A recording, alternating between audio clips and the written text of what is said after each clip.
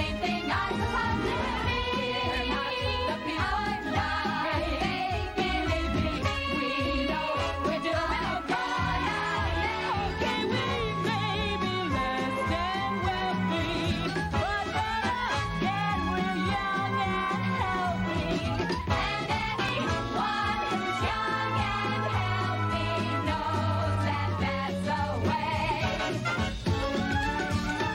The traffic flows. It's our living.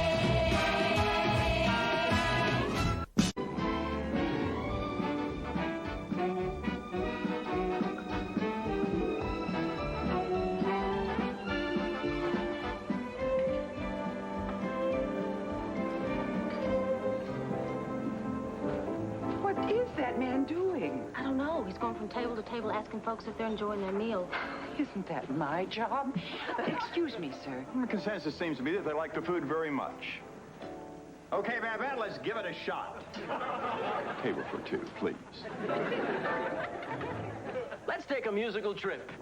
Back to 1957, 30 years ago.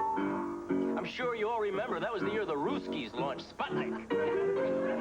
And the Milwaukee Braves won the World Series. And Sung Dao Lee and Chen Yang shared the Nobel Prize in Physics. Yes, but perhaps more important than all of these, Don and Phil, the Everly Brothers, burst upon the musical scene with "Oh, There Goes My Baby with Someone New. She sure looks happy, I sure am blue. She was my baby till he stepped in. Bye-bye to romance, that might have been. Bye-bye love, bye-bye happiness. Hello, loneliness, I think I'm gonna cry. Bye-bye love, bye-bye sweet caress. Hello, emptiness, I feel like I could die. I feel like I could die. Hold on to that thought. What is what you worried about? Ellen is 13 years old. 14. Well, there you are. I was dating when I was 14. You were dating when you were 14. What's Richie's problem? 14 now is much older than when we were 14. Oh, you're not going to say, boy, these kids today, are you? I'm not worried about Ellen. She's totally open with me. She tells me everything. Gee, that's great. So, who's this kid Ellen's going out with? Haven't met him yet. What's his name? She hasn't mentioned it. Well, where are they going? I don't recall her telling me. You actually know less than my mother did when I was 14. Coke au vin and 2 Dover soles. Right. Kitchen. Aha, hold on a minute. Howard, it's for you. Eddie Sadisky? Not here. I'm sorry, he's not here. Can I take a message? Uh-huh. Yeah. Oh, sure, Tuesday'd be fine. Okay, bye-bye now. He said if you don't get him the $900 you owe him, he's gonna kill you on Tuesday. You told him Tuesday'd be fine? Hey, it's our slow night. Besides, Howard, what you doing borrowing money from a loan shark anyway? Well, banks won't loan you money to bet on horses, even if it's a sure thing. But your sure thing lost. No, he won. They found out the horse was on drugs. Yeah, what tipped him off? He won the next race, too. Howard, I'd love to help you, but I can't. So why don't you get an advance on your salary? I did. I bet that, too. Well, relax. Say, it's only $900. What can this guy do to you? They say Jimmy Hoffa only owed him $500. Well, what about Jan, Dot, or Amy? They already turned me down. Where am I going to get $900 by Tuesday? Man, there's got to be somebody you could ask. Oh, Howard. I hold out for Tuesday. Howard, I want you to take veal off the menu until I can find a new supplier. Fine. Good. Nancy, Yes, Howard? will you lend me $900? Yes, Howard. I know it's a lot. You've got the money, Howard. I don't know when I can pay you back. Well, who cares? Come on, Nancy. I want this to be strictly business. Stop worrying, Howard. You're in good hands with BB.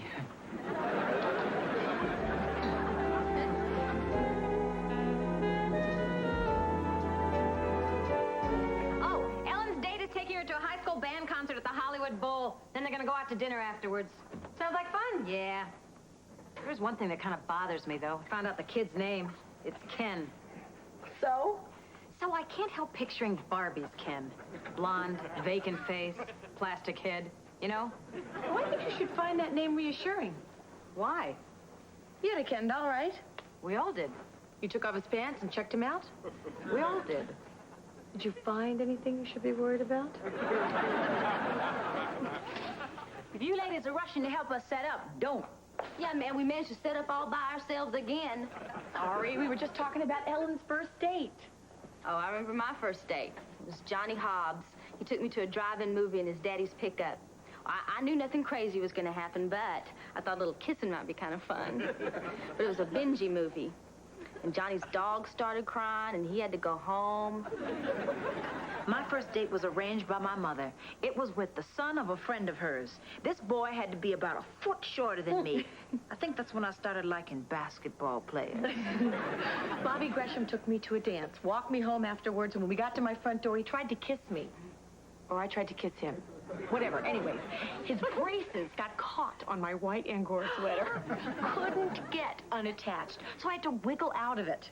That's when my father opened the door and saw my date with my sweater in his mouth. To this day, when I go home, I am grounded. Are you ladies planning on joining us in the dining room this evening? Yes, ma'am. We were just talking about our first date. No. Oh, well. Oh, I'll never forget my first real date. Oh, Harold Wentworth. The only boy in class with his own car. We drove to the very top of Observatory Hill. Oh, and then he claimed to run out of gas. So what'd you do? You name it.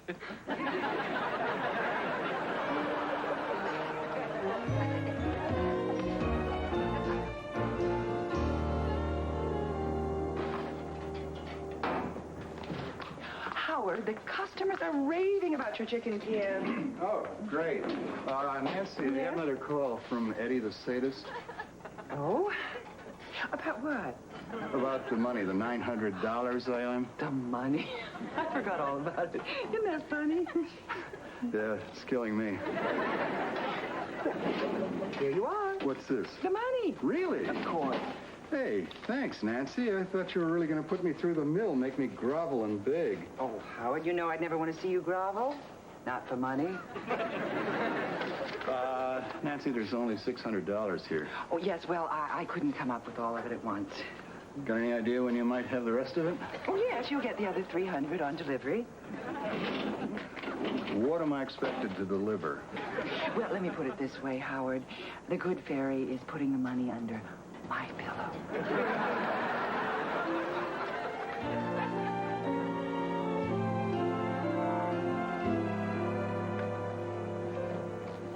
What? I just got off the phone with Richie. It seems that Ellen does not want him to drive her on her date. Ken has his own car. A ninth grader has a car? Well, I went with some guys that were left back, too. Ken isn't exactly a ninth grader, he's a senior. Hey, I'm impressed. Ellen's got a date with a senior? Gee. Remember how you would dream that a senior would ask you out when you were in ninth grade? Yeah, none of them did. Because they knew you wouldn't let them try anything, right? Right. Right.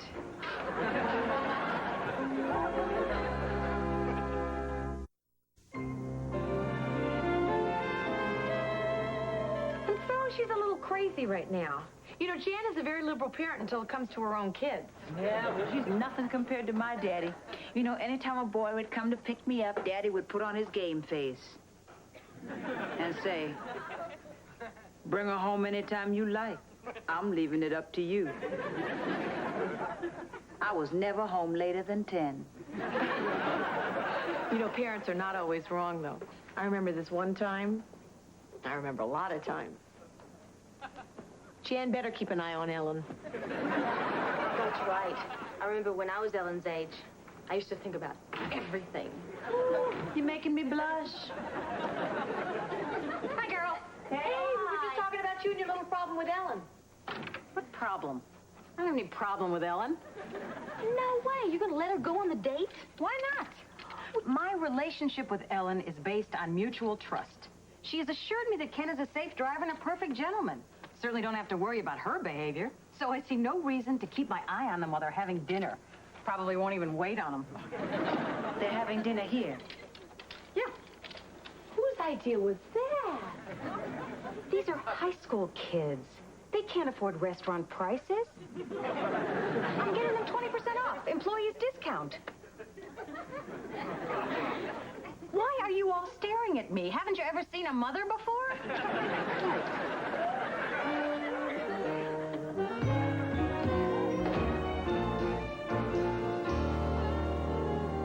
I understand we have a table of Texans with us this evening. Wonder which table. And in their honor, I'd like to sing the Southern Methodist University fight song. Don't know much about history. Don't know much biology. Don't know much about science. Don't know much about the French. Whoa. Careful, guys. This is a new duck. Y'all have fun now, you hear?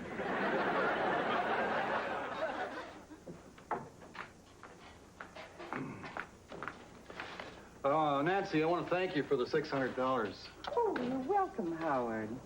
I gave it to Eddie. He told me I can come up with the rest anytime. Anytime? Anytime soon. Saturday. Mentioned Saturday, 9 a.m. Or? Else. Ah, and what did you tell him? Well, I told him I'd have it. I see. Will I? Will you what? Have it. Howard, this reminds me of the classic story of the young man who was faced with two doors. Behind one door was a beautiful lady, and behind the other door was a raging sadist.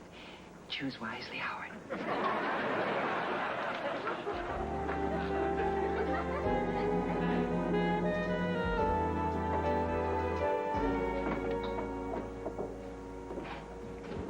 You gotta watch your step tonight, Mom. You gotta restrain yourself. And whatever you do, don't cut up Ellen's meat for her. Don't worry about me, Dot. I'm okay. I'm fine. I realized my mother worried about me. I turned out okay. Your mother worried about you. You turned out okay. Amy's mother worried about her. She's still got nothing to worry about. Hey, wait a minute. What about the ride home after dinner? A lot can happen in a car on the way home from a date. Believe me, a lot can happen.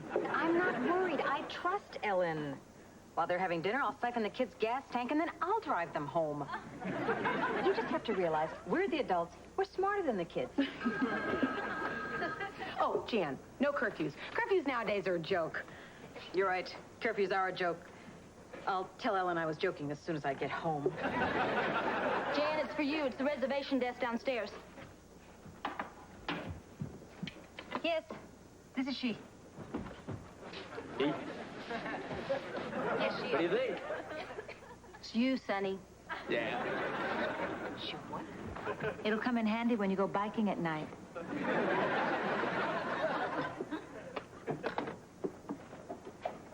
What? That was the hotel lobby. They wanted to confirm that Ellen Hoffmeyer is my daughter. Why? They just wanted to make sure that she was entitled to the employee's discount. Seems that she's rented a room here for the night.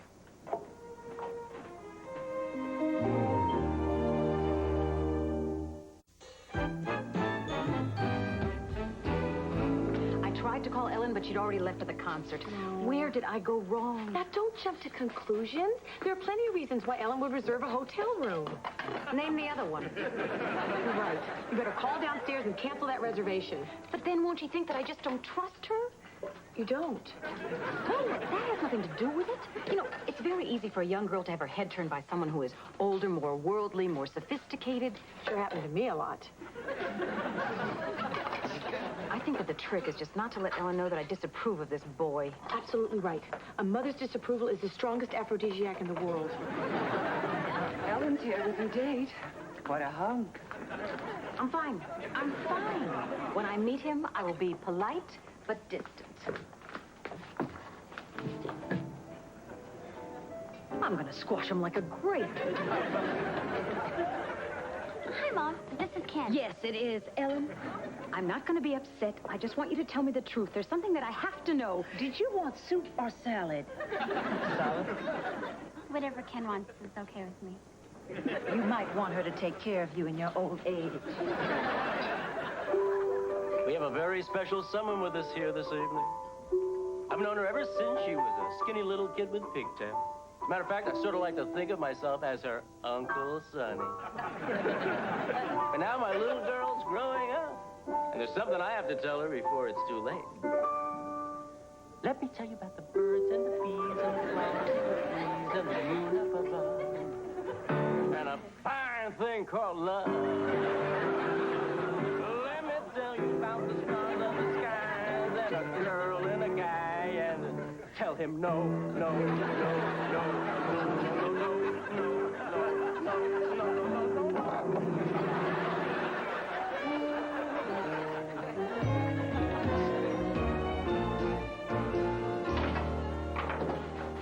Where's my veal chop, Howard? You ordered a veal chop? It's right there. Sorry, something on my mind. You too? It's the 80s, Howard. On the one hand, you've got your free thinkers telling you if it feels good, go ahead and do it. On the other hand, you've got 4 out of 5 doctors telling you if you do it, it'll kill you. Go away, Amy. Howard, this steak is rare. Welcome to the amazing world of meat. This is the second time I've brought it back. It is supposed to be well done. Supposed to be $900 at 40 to 1 was supposed to be the bet that was going to buy me my condo in Kahanapali. Howard, I don't have time for this. I have an angry customer at table 8. What do you want me to do? Either cook that thing some more or you tip me.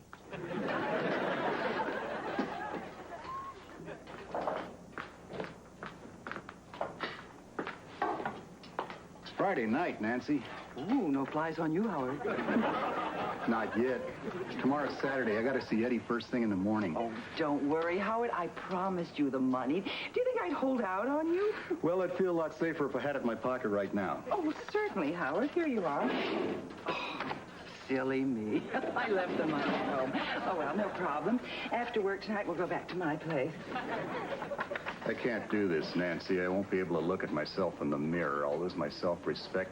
I'll hate myself. I'll hit rock bottom. Sounds like I better drive.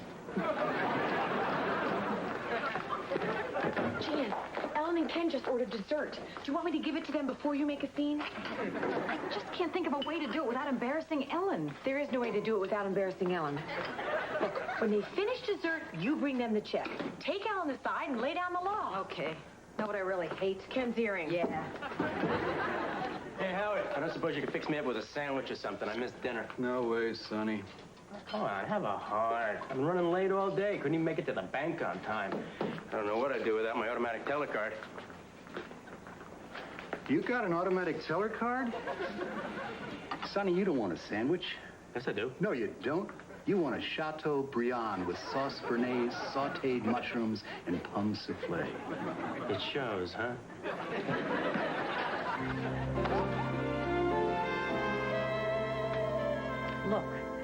Look how they're looking at one another. Oh, this is all my fault. I have been a terrible parent. When she was 2 months old and crying all the time, I'd always pick her up. Then my pediatrician, Dr. Harvey, said, if you keep picking her up, then she'll never stop crying. So I stopped picking her up. Now she's getting me back. You see? This is what you get for listening to a 70-year-old man with no kids. Here's a check. Good luck. Ellen, did you rent a room here for the night? Yes? What kind of answer is that? I think we've heard just about enough out of you, Mr. Earring. Young lady, I would like to have an explanation, and I'd like it now. Well, a bunch of us kids wanted to get together after the band concert, so we all chipped in and we rented a small reception room here at the hotel. You don't think I knew that? You don't mind that we used your name to get an employee discount, do you? Mind? Why would I mind? I love you kids. We're gonna listen to some tapes and dance. Maybe you'll join us later. Oh, no, I'm just gonna...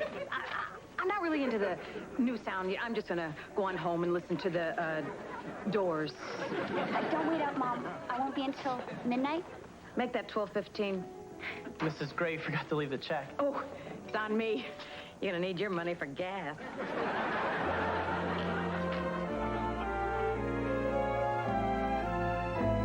Oh, you're ready to go. Good, so am I. Great. Well, shall we take separate cars? Yeah, we better, because I'm not going where you're going. What? Hey, I may be a little down on my luck, but I still got my pride. Okay, big guy, let's go to the bank so I can get you your money. You call that pride? Curses. Well, after we get the money, we're gonna have a great time. My friend Louie's fixing us up with the Mersch triplets. He's got dibs on the pretty one, but hey, what the heck? They're his cousins. Come on.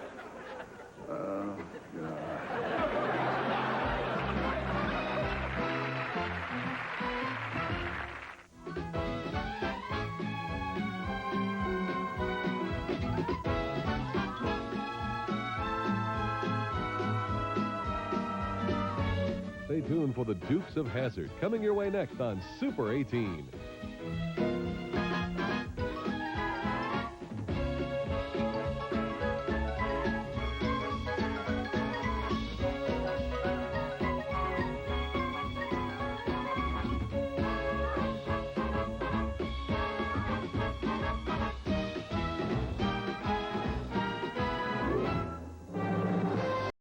Milwaukee. Life's not the French Riviera. Believe me, life's not a charity ball. It isn't all a great big bed of roses. It's not like showbiz, but the main thing I suppose is cheer not the people die. Believe me, we know we're doing okay. Okay, we may be less than wealthy, but again we're young and healthy. And anyone who's young and healthy knows that that's the way. The traffic flow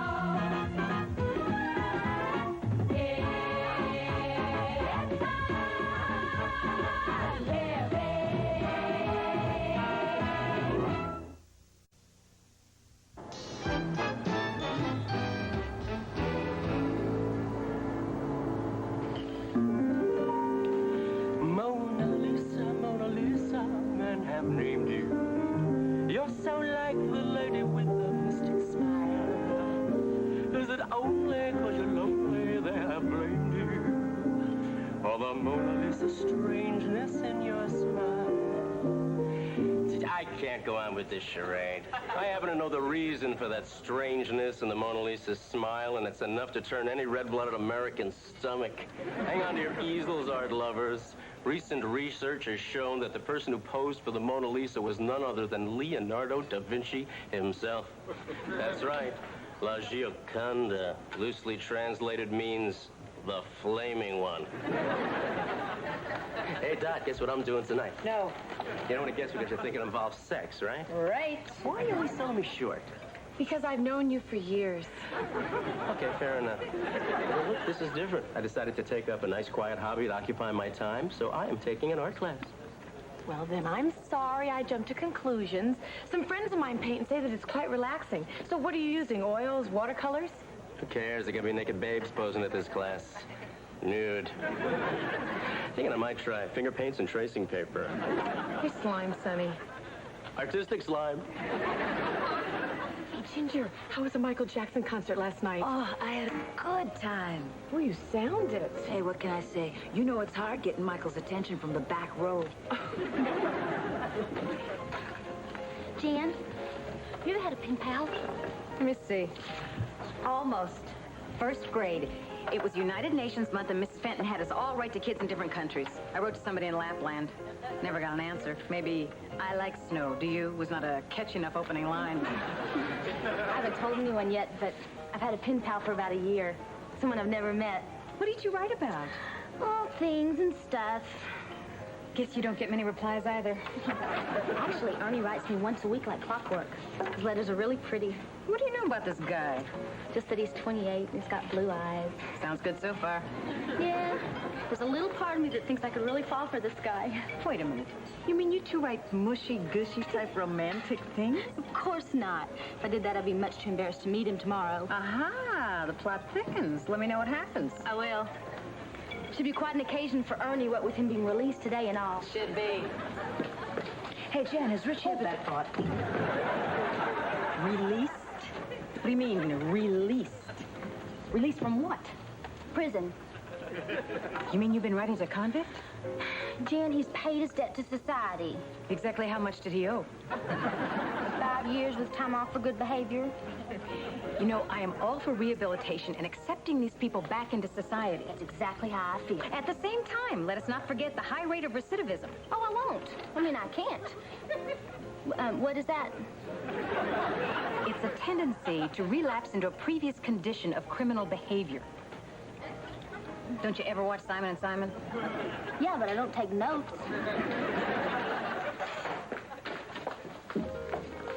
Oh, Howard, It's not a good day for this, Nancy. I'm in a foul mood. Not a good day for what? All I said was, oh, Howard. Said it with a woman's mouth. I had no choice. That's a typical feminist response. That's exactly what she said. I had no choice. Who? Who said those horrible words to you? Name's Rita Von Zant. Great-looking babe, even though the 80s have turned her brain into oatmeal. She sued my men's club for membership and won. Men's club? You never mentioned a men's club. It's no big deal. 25 of us rent a storefront, play some cards, shoot some pool, watch divorce court, and root for the husbands to win. That's what we told Rita. Now she's a brother. Go figure. 1 woman and 25 men. Where did you say the clubhouse was? Forget it, Nancy. I'll let you in my club. I don't think I could stand the initiation. Standing has nothing to do with it. Jan, how well do you get along with your in-laws? As well as anybody else, I guess. Which is? They look at me and think Richie could have done better. I look at them and know what they're thinking. Then we make polite conversation. Why? Well, it's just that Jason's parents have wanted to meet me for weeks. I finally ran out of excuses. They're coming over. I don't know what to do with them. Why not invite Richie and I over? Maybe you can persuade him to do a Giselle McKenzie imitation. Give you folks something to talk about after we're gone. No, thank you. You don't have to come over. I'll just tell him that you suggested, and that ought to get the ball rolling.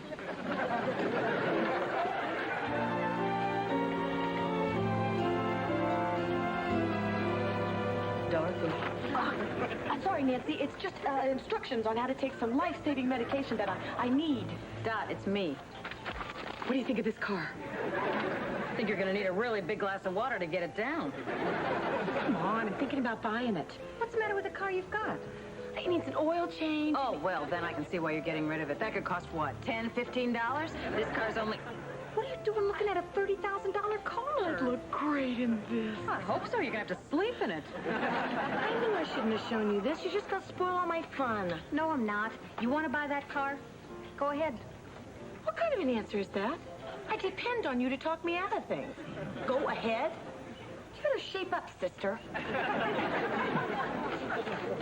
Hey, Ginger, you look like someone who'd like to do me a favor. Bad luck again, Sonny. I'm on a break. Maybe I can do you a favor. How would you like to make $35 an hour to just stand around doing nothing? Sonny, I don't believe in getting something for nothing. But you can. Got my first art class tonight. I'm a little nervous about it. I like to sketch someone before I work with the real models. You could just slip off your clothes. You got the wrong girl. I can accept that. Can you tell me who's the right girl?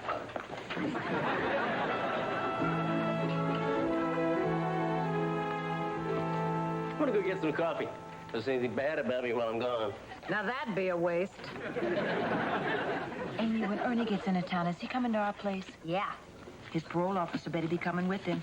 What is that supposed to mean? Well, I don't want to have to lock up my valuables. You know, it is not likely that he's going to want to take your Velvet Elvis. Keep an eye on him. She's coming over for tea. I see. Little tea, little sympathy. Next thing you know, you have service for 7.5. Jan, you still have a bug up your nose about me seeing this guy? I'm sorry, Amy. I'm a mother trained in the ancient art of worrying.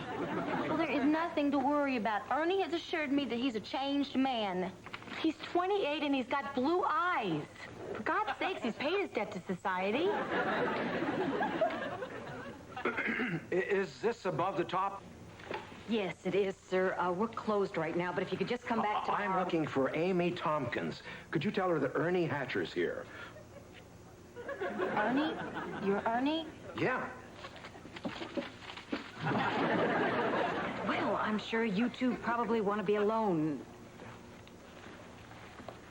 Keep your eye on Elvis.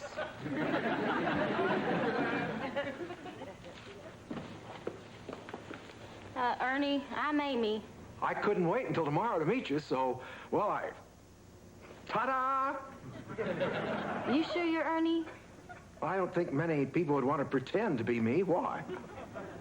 Well, for one, you look just a tad older than 28. Well, I did shave a few years off in the letters. How many? About 30. 30 years. All right, 33. But you got to understand, guys on the inside have pen pals on the outside all the time. We say we're 20, they say they're 20, then we get out and meet, and everybody's fat and 50. I was sort of hoping that you were lying, too. Everything I said was the truth. You think we might still be friends? I don't know. I got to think about this. Yeah, I understand. This is my telephone number at the halfway house. Call me if you want to. I got to be frank with you, Ernie. I'm not sure I'm going to call. I mean, from the way you described yourself in the letter, I was expecting someone like Paul Newman. You're old enough to be my daddy. So's Paul Newman.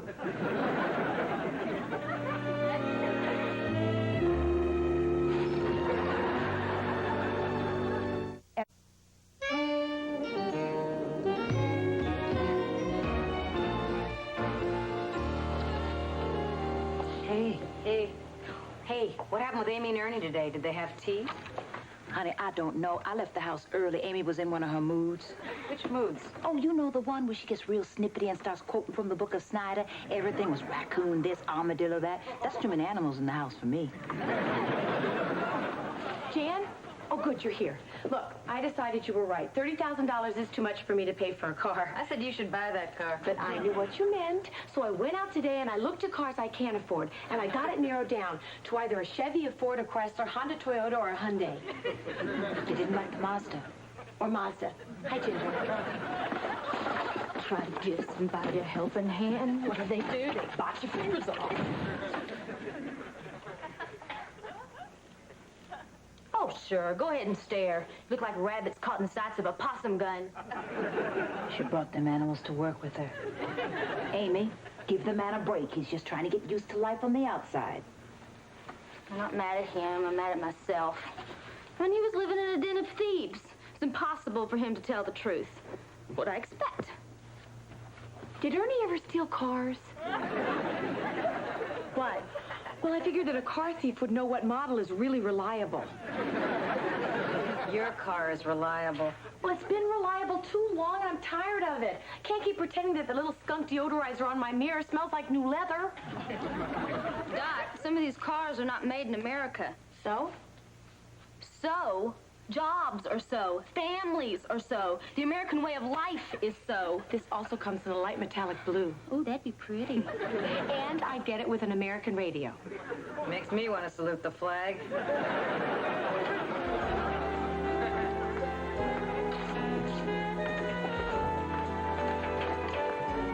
Brown bagging it, Howard? Oh, my men's club meeting ran a little late. Didn't have time for supper. Oh. Well, did you men find a legal way to boot that Rita person out? You know, sometimes I think the women's movement goes too far. You're right, except in Rita's case, we made her a lifetime member. The court decision must have you running scared. Not really. It's a good decision. Turns out she used to be a fan dancer. She brought in her fans today. Cheap trick. Very cheap. She won everybody's respect with it. Something like that could set the women's movement back for years. Well, lucky for us, Rita doesn't consider herself to be a member of the woman's movement. Oh, and what does she consider herself to be? Party girl. It's the 80s, Howard. Be sure to wear your party hat.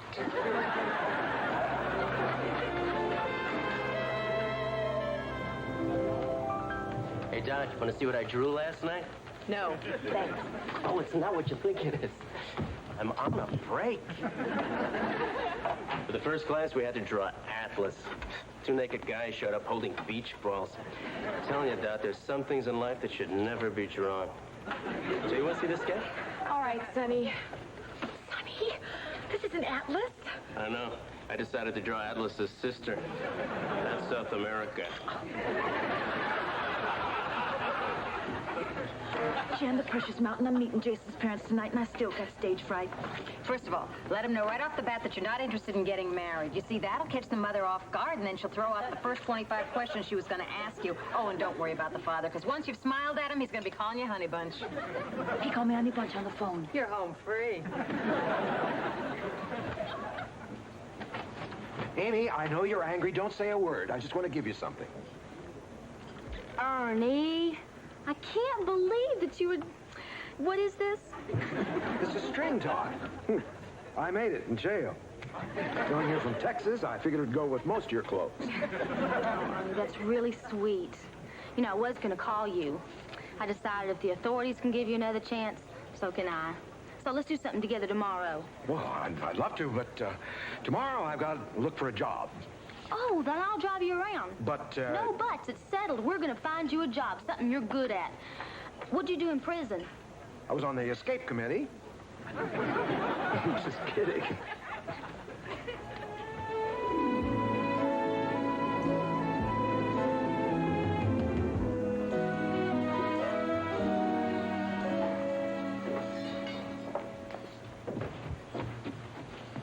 Amy, we gotta talk. Hey, Dad, hold on. Get back in. You're gonna help me. Ernie and I just robbed a liquor store.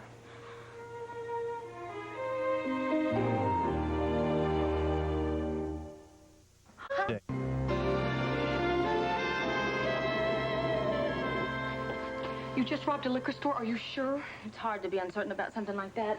Just tell us exactly what happened. But if she tells us, won't we have to testify against her in court? Court. I'm just scared to go to court. Why court? Well, occasionally the authorities frown on something like this. All right, here's how it went. I picked Ernie up, and we went to look for a job. The proper lingo is to pull a job. I didn't know that's what we were doing at the time, Dot. Well, we went to a bunch of places, and then we saw this help wanted sign in front of a liquor store. So Ernie and I went in, and Ernie stopped to talk to the owner, and I went to the back of the store to find some pimento loaves so we could make some little fancy sandwiches. Amy, finish the story. Okay, then Ernie said, let's go. And we ran and we jumped in the car. Then the owner comes hauling out of the liquor store, waving his arm, saying, stop, thief! And that's when it dawned on you. Oh, not quite yet. I can understand that. Stop thief could mean any number of things. Well, by this time I had to get to work, so Ernie and I drove here together, and that's when he told me what he had done. And I just left him down in my station wagon, and I ran up here. Maybe he really was lying about the robbery, and all he wants to do is steal your car. Ooh, that'd be nice. I don't think you can count on it. Amy, you're going to have to call the police. The police? Won't they arrest me? I couldn't take that. I've seen that movie, Women Behind Bars.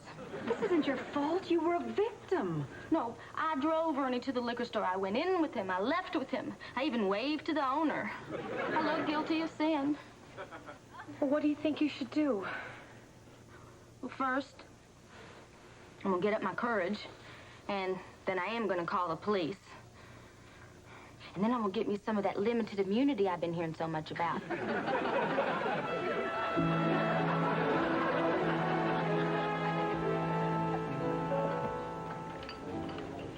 Amy, are you all right? Why do you ask? I mean, can't a person just wait on tables without feeling like they're under a microscope? Oh, sure, I spilled some soup on a customer's lap. Big deal. Does that make me a common criminal? Or are you just gonna string me up without a trial? Oh, darn, you guessed. Amy, you called the cops yet? Not quite yet. Do you happen to know the number? Try 1-800-BUST-ME. Hey, Dot. I've been hanging some of my artwork. When are you going to come up to my place and see my etchings? Hell freezes over. Jan's already penciled in for that day. How about Tuesday? Sonny, I don't have time for this. You're just going to show me your etchings and then try something disgusting. Hey, if you're in a hurry, we can try something disgusting first. Hey, watch the hands. I'm an artist. You have an Amy Tompkins working for you. But yes, is something wrong? I'd like to talk to her, please. Boy, that was fast. I just hung up. Where y'all when they throw those noisy parties next door to me? Are you Amy Tompkins? Yes, sir. You can take me away now. Your car's downstairs, double parked in a red zone with the emergency lights on. Move it or get towed. they get here so soon they don't even want to ask any questions? He didn't seem to know anything about it. He just told me my car was downstairs and I better move it. Well, if your car's downstairs, I wonder where Ernie is. I don't know. Ernie's upstairs. There she is. That's her. Don't worry, I'll go quietly. You're not in any trouble, Amy. I already cleared it with the police. I just couldn't leave you holding the bag. I got this weird pang of conscience about getting you involved. Well, you should have had that pang before you robbed the liquor store. Oh, sure. Why don't you just tell them everything? I'm just kidding. Amy, I'm sorry I let you down. Ernie, you let yourself down. So long, Amy. Bye, Ernie. You take care of yourself, okay? Ernie, my car keys. Oh. Yeah. Bye.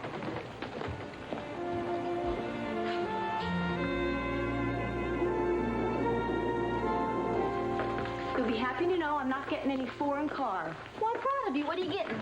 I'm keeping my old car. I mean, what is a car anyway? It's just something to get you from place to place. Yes. I'm not getting caught up in that status thing. I'm just going to get some new floor mats and some sheepskins. Maybe a Mercedes key ring. With all the excitement, I forgot to ask you, what happened with Jason's parents last night? They rang the bell. Amy answered the door. They screamed. By the time I came in, they were so relieved to see me. Girl, it was a piece of cake.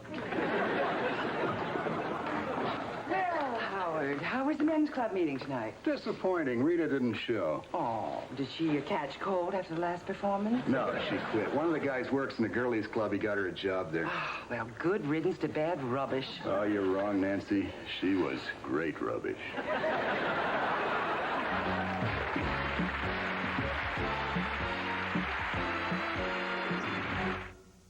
Halftime.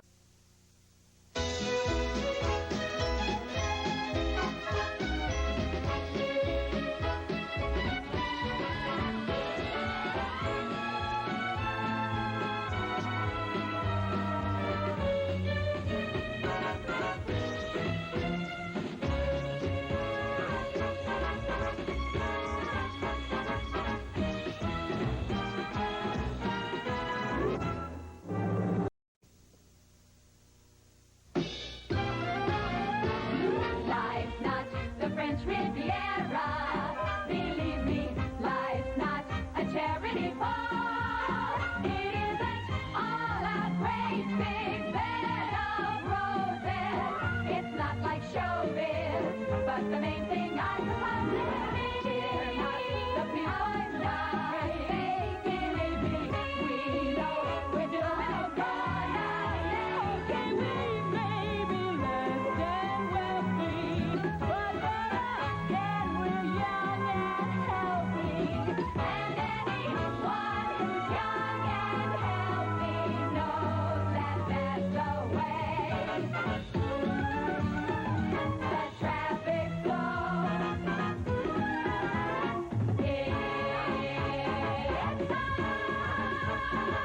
living.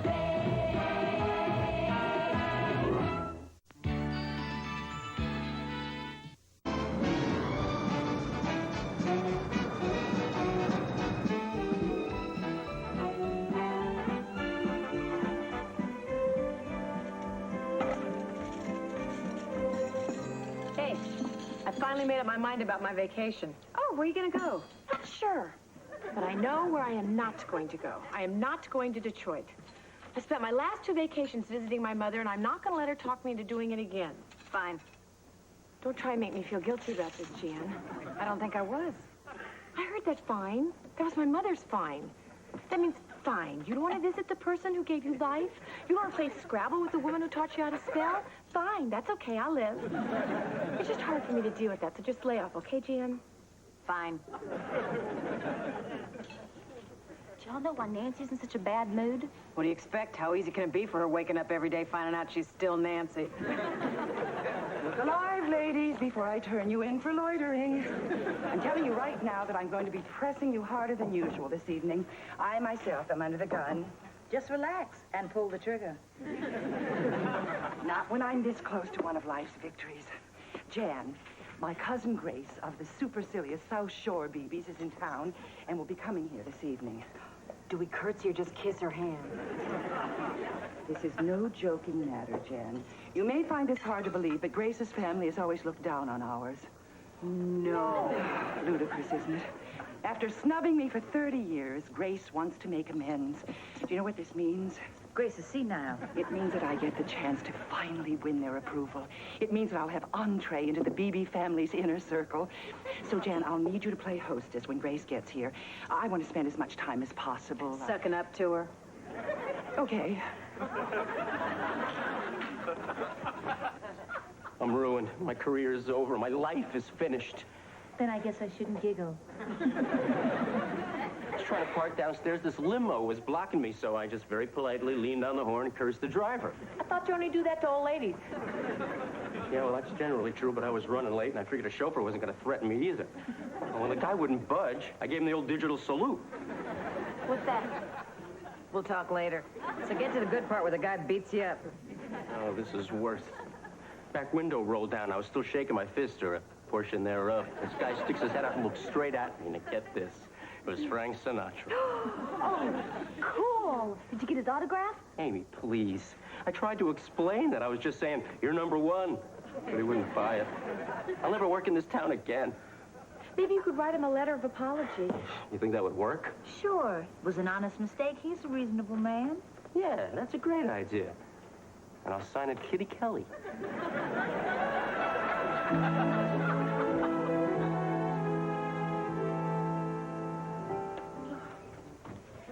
Hi, Peterson party? Oh, yes, here we are. Peterson party of 7. Oh, but I count only 6. Did one of you cancel out? Oh, in a manner of speaking. My brother Lyle is dining with us in spirit. You mean? Yes, I'm sure you do. Lyle is in that thing. Oh, I didn't mean to shock you, but I'm sure Lyle meant as much to you as your restaurant meant to him. Really? Well, he ate here every Sunday for the past 7 years. Lyle spoke highly of everyone who worked here. Oh, did he? You do remember him, don't you? Me? Oh, of course I do. He always came in with a wink and a surprise. Much the same as you've done. That's our Lyle. Yes, indeed. Our Lyle. Well, that's what we used to call him. Well, right this way, Mr. Peterson. Table for 7. I'm sorry, smoking is all we have available. They brought their own ashtray. Why not? Excuse me, sir. I just brought your dinner to your table, and your party's waiting for you. They're giving me a retirement dinner, and I don't want to go. Well, I think it'd be an honor to retire. That's because you've got a job. Oh, I mean it. See, my daddy works at a meatpacking plant in Texas. He cleans the fat drains. And I remember when his mentor, old Cole Bunsen, retired. A fat drain cleaner had a mentor? He had worked at the plant for 40 years, and then all the boys got together, and they bought him an inscribed drain rake. Well, in the course of the festivities, old Cole had a little too much cactus wine, and he sat on his rake. Poor man contracted a case of tetanus. His body just swole up. He began to smell like an old sneaker. I'll go have my dinner now. Well, actually, I'm not through. I don't care. What's with him? He's retiring, and it's breaking his little heart. Oh, why can't this be like ancient Sparta, where they just push people like that over a cliff?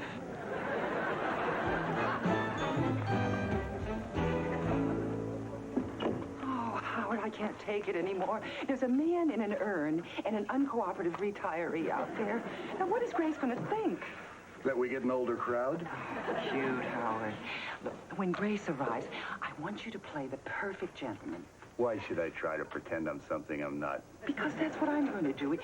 It's what BBs have done through the ages. Well, I'm not a BB, and I don't want to be a BB. Nonetheless, Howard, I can't have you slam dunking your shorts into the hamper. Now, much as I like them, just try to curb your more primitive instincts. It's not going to be much left. You're right. Sorry. You're sorry. Thank you. Hey, I ran into an old buddy of mine, Francis, Albert Sinatra, today. And if he misunderstood my gesture of friendship, I'd like to make amends by singing the song he immortalized even before I did. I got the world on a string. I'm sitting on a rainbow. I've got the string around my World, what a life, Jack. I'm in love. I got a song that I sing, and I can make the rain go anytime I move my finger. What are you doing here? I'm retiring. Hey, well, then find yourself another bench, a park bench. Come on, it's time to give you the watch. I don't want the watch. You've got to take it. It's got your name on it. Give it to someone else named Frank. I'll take it.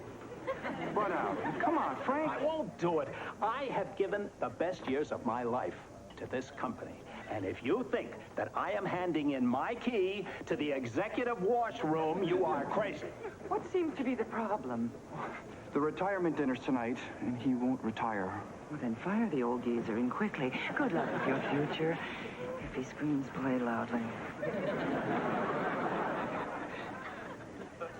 Nancy? Grace! Oh, it's been too long. Oh, Jan, would you help Grace with her coat? Well, the years have been kind to you. Now, I want you to tell me everything that's happened to the South Shore BBs. Well, I really don't know. I've estranged myself from them. Oh, really? You mean you've moved from Boston? Oh, yes, I'm on the road constantly.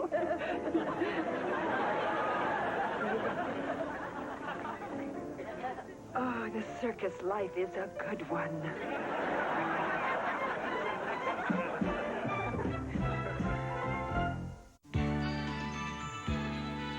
You're watching It's a Living right here on Super 18, Wisconsin's Super Station. I must say, Nancy, you look very healthy. You have good color, as do you, and so many of them. It can get drafty at the dark, secluded table I'm taking you to. Oh, Nancy, are you covering me up because you're uncomfortable with my tattoos? Oh, you have tattoos? Oh, so you do. I thought that was just a birthmark shaped like a leopard with a dead gazelle in its mouth. Let's head for the back, shall we? Oh, can't we sit here by the piano? I really like music. Well, then let's listen to some. I have some underground Jim Neighbors tapes in my car. So this is one of the South Shore BBs we've been hearing so much about? Wonder why they snubbed Nancy. Maybe she can't juggle. Why do I feel like we should be serving cotton candy? You're really disturbed by my tattoos, aren't you? It's just such a shock. I mean, when we were children, you were always so proper. Not at all the type who would have, what me worry written on her arm. Oh, my God. Is that Uncle Nettie? It's just one of the many BBs I'm wearing.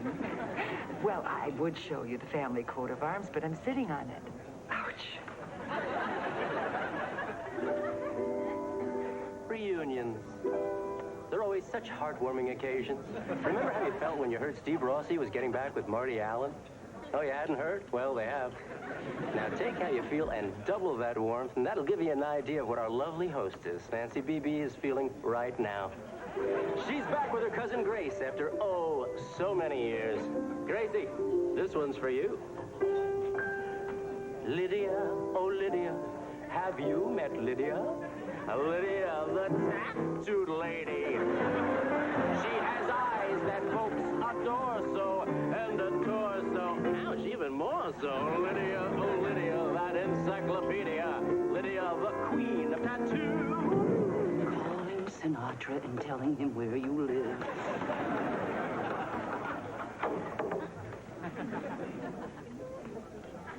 I just feel so awful about that dead customer. I mean, this was his favorite place, the one place he knew he could come to on a Sunday and be served with warmth and caring. Oh, miss? Hang on, bub. And we were the people that provided him with that warmth and that caring. You don't remember me either, do you? No, but I figured, what the heck? Why not let these people think that Lowell was our absolute favorite customer? Lyle, his name was Lyle. Oh, I've been calling him Lowell. Do you remember who Lyle Peterson was? Yeah, wasn't he the son on the Donna Reed show? Hey, Jan, you remember who Lyle Peterson was? I think he was that Weasley guy who used to come in with a Sunday paper and get ink all over the tablecloth. No, Barrett Faces and Daddy was just in yesterday. Hey, what do you know about Lyle Peterson? He won't be eating much. I take it the Queen has arrived? Oh, yeah. She have any trouble finding the place? Why should she? She's got a road map on her thigh. What's the matter? She's She's a tattooed lady, Howard. You're kidding. No, I'm not. You know, it could be a real turn-on to find a little tattoo hidden in some private place. Trust me, there's no room for a little tattoo. You know, she'll squeeze it in between the flags of the UN and the Last Supper. This I gotta see. Howard, it's not a pretty sight. Oh. I see what you mean.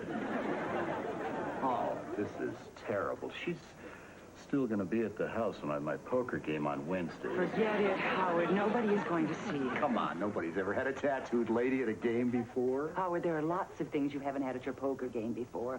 You've never had a stripper. Well, no, not since the game's been at the house. Howard. Hey, she came to play cards. I have never seen anybody shuffle like that before. But she was nothing compared to this. You're enjoying my shame, aren't you? No. How do you think she would look under a black light?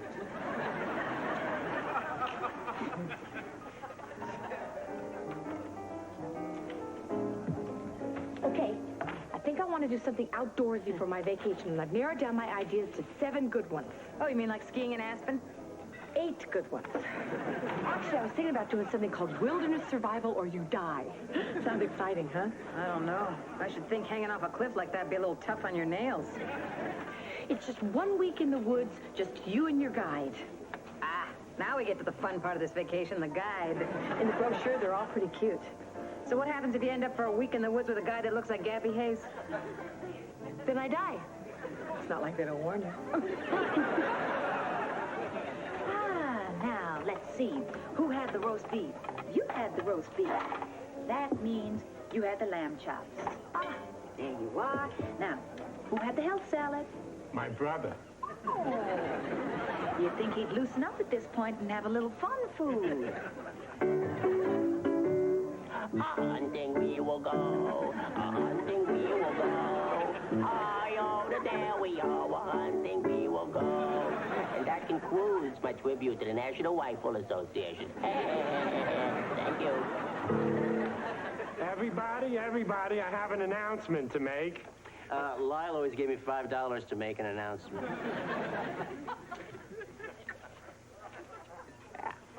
Go for it. May I have your attention, please? My late brother, who loved this restaurant so very much, left me a note with his last wishes.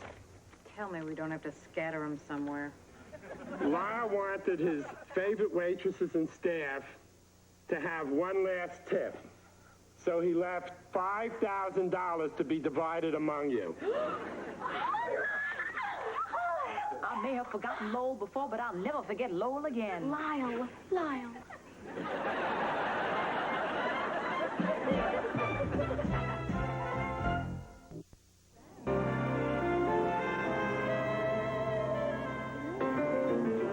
For he was a jolly good fellow. For he was a jolly good fellow. For he was a jolly good fellow. He proved it in 5,000 ways. The next number of my tribute to the late, great Lyle Peterson was going to be Can't Buy Me Love, and then I realized he just did. Hey, now I can go on my dream vacation. What happened to your week in the woods with a cute guide? Well, now that I can afford it, I'd rather go someplace where the men bathe every day. You know, I bet this money will take care of the rest of my car payments. Stop that talk, Jan. This is found money. You don't pay bills with found money unless you spend it on something selfish and irresponsible. The Whoopie Fairy comes down and takes it away from you. Excuse me, do you know where Nancy is? I'd really hoped to see a little more of her before I had to leave. You see, I'm on at the beginning of the show. Have some shtick in the clown parade. Well, I'll see if I can track her down. Thank you. Hey, is Nancy still in the kitchen? Yeah, I think she's hiding from Grace. Well, I think Grace has to leave and wants to say goodbye. I think she's just suffering from the total embarrassment and humiliation of having someone like Grace in her family. I'll go drag her butt out here. I think you ought to invite Grace to stay. After all, she matches the Paisley Dreads. Don't be impish with me, Howard. You're repulsive when you're impish.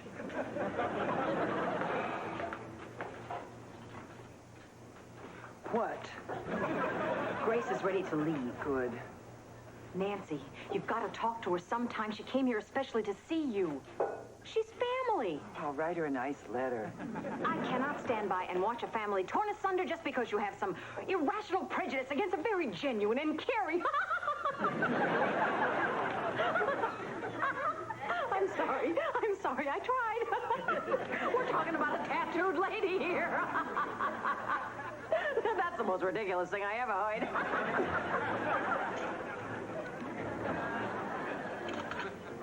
Oh, look, Frank forgot his tie.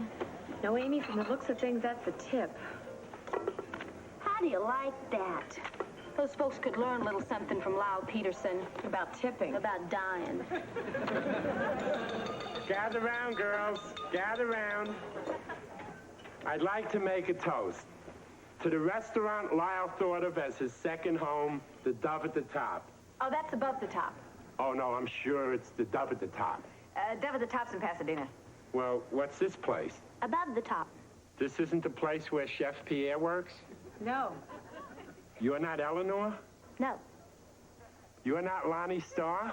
Does this look like an accordion to you? Is there a Cassie here? Who? No. Oh, dear. I'm afraid we've made a terrible mistake. It's a good thing Lyle isn't alive to see this. Hey, Mr. Peterson, you forgot the guest of honor. Oh, thank you. I hate to mourn and run, but I got to get to the Dove at the Top while they're still serving.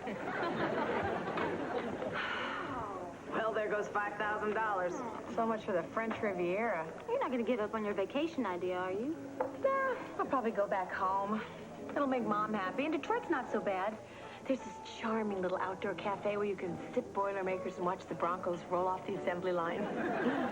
Fine.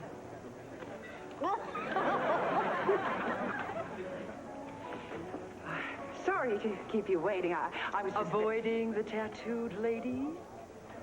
I beg your pardon. Do you know who you remind me of, Nancy? My parents. I remember how they used to snub your family whenever you came to visit. Even as a child, I hated eating with the help. Oh, I couldn't stand that I'm better than you attitude. I guess that's why I ran off and joined the circus. You got tattooed just to spite your parents? Well, couldn't you just smoke cigarettes and kiss boys like the rest of us? No. I like tattoos. I think they're very pretty. You know, I left home because I was surrounded by a bunch of pompous jerks. Congratulations, Nancy. You've become just like them. You're a true BB.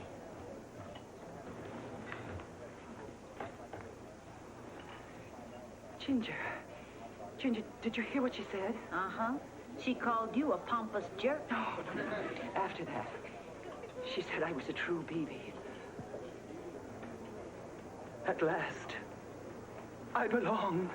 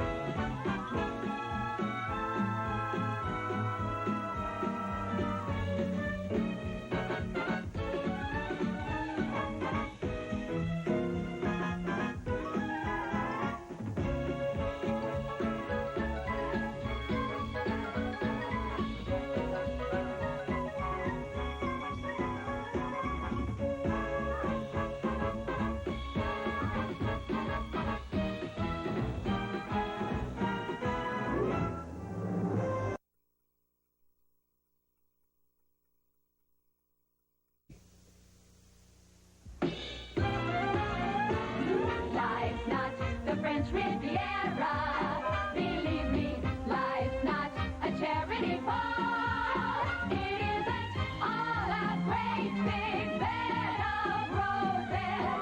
It's not like showbiz, but the main thing I suppose we're not the people die.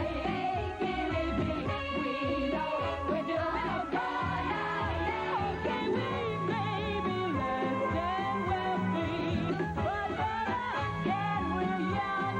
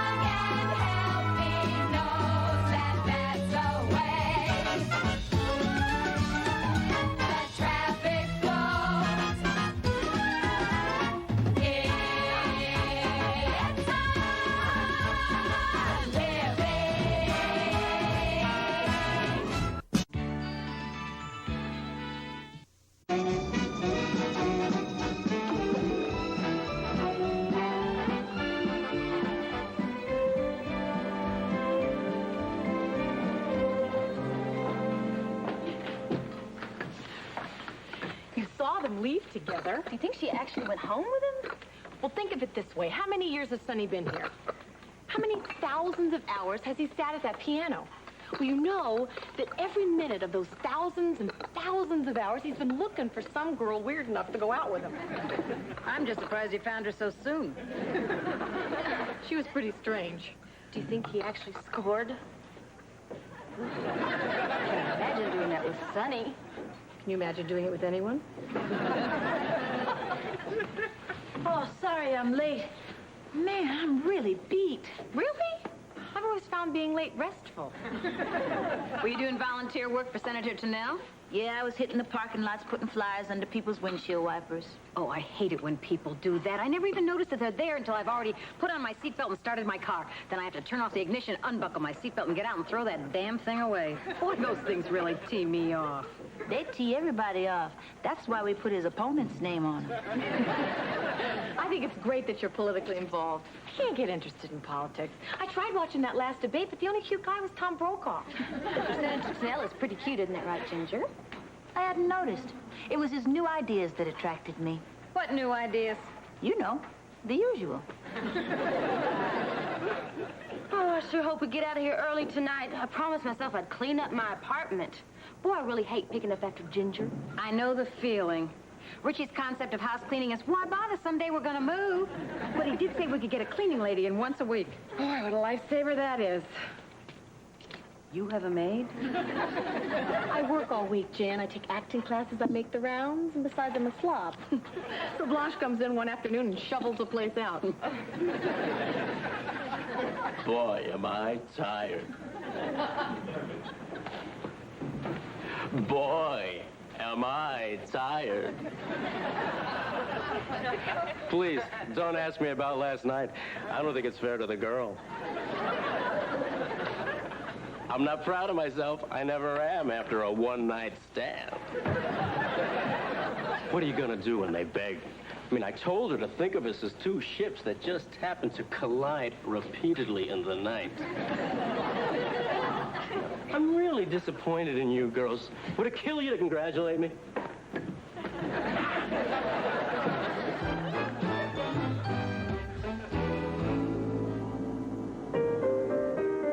And I'm not a man who likes to swear, but I never cared for the sound of being alone. I am, I said, to no one there. And no one heard at all, not even the chair. I am, I cried. I am, said I. And I am lost and I can't even see why. Live in memory still. Now what was that one all about? There was a phone call from an Elaine. I told her she couldn't talk to you because you were, for want of a better word, singing. She called again? That's 3 times. Hey, I told her last night we were through. Well, perhaps she's on some bizarre scavenger hunt and she's required to bring back a dork. I can't believe my own ears. Sonny Man actually giving a girl the brush. Hey, love 'em and leave 'em. That's my motto. That's a motto, Sonny. It's not yours. You've somehow gotten yourself confused with Warren Beatty. I guess I can tell you, Jan, you're an old friend. No, I'm not. You're right. I shouldn't tell you. It's humiliating. You know, Sonny, sometimes it's best to get these things off your chest. You'll feel better. We both will. The reason I can't go out with Elaine again is because she's into some really weird stuff. Of course she is. She went out with you. No. I mean, she likes to abuse me. Use you? Oh, Sonny, everybody uses you. No, I said... Amuse you? I'm sure she's amused by you. I said she abused me, all right? Oh, like I'm sure you've never been verbally abused by a woman before. Sonny. What do you mean by verbally abused? Be graphic. This is just between the two of us, right? A crucial moment. She makes fun of me. She calls me names. What kind of names? Terrible, terrible names. Like what? Tiny Tim. Oh, come on, Sonny. I'm sure you've been called much worse before. Yeah, but usually they have the common courtesy to wait until I stick them in a cab. Sonny, I think you're reading this girl all wrong. I mean, if she didn't care for you, why would you bother to call? Because she's a nutburger. She's really possessive and domineering in a sick, disgusting sort of way. She reminds me of Mom. Hey, Ginger, there's a new Wiener Schnitzel opening up on Fairfax, and they're going to have an Oompa band. I thought me and you'd go there after work and get down. Sounds keen, Amy, but I can't. I got to stuff envelopes, so send it to Tanel. I don't know why you're wasting all your time on Senator Tanel's campaign. All politicians are alike. As far as I'm concerned, it doesn't matter who you vote for. Isn't that Alexander Haig's campaign slogan? I've been thinking about your maid, Blanche. Do you think she might have a free day to come work for me? I'll ask her. Just one thing, she doesn't have a car, so you have to drive her both ways, and you got to make her lunch. Bowl of soup, 2 sandwiches, no crust. She only drinks purified water. Oh, and she's allergic to oven cleansers. Sounds perfect. That woman, Elaine. Will you please talk to her and tell her not to call you during the dinner hour? No. What? I can't.